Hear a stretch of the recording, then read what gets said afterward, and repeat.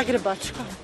Po sebi sudeći možda i Zagreb, ali mislim da je Dalmacija više tu. Lik, zato što najbolji ljubavnici su šumski radnici. Jeste vi šumski radnik? Nisam. Dalmoši koji su najglasniji.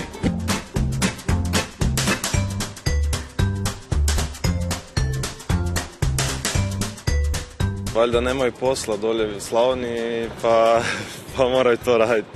Mislim da je povezano s ovim, da provode više možda vremena po kafićima i tako, nema posla, pa zaletim se. Tamo je svadba je 7 dana.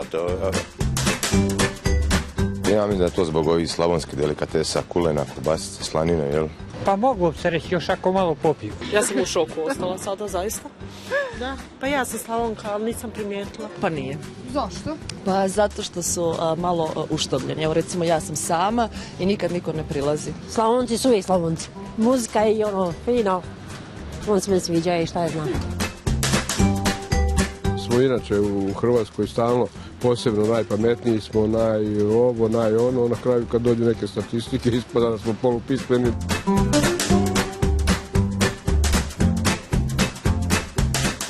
Ne znam šta ih muči, mene ne muči.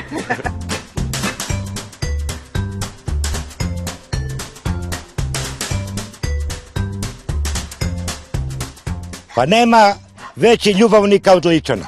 To su notorne laži, to nema smisla sa istinom uopće. Nije to moguće. Ličani su samo takvi. I fertika. Vodio sam ljubav na sjenu, pa na polju u livadi tamo kraj grma. Pa da i evo tamo šumi žena veli, a pogotovo doma, to šta ne trebam ni pričati.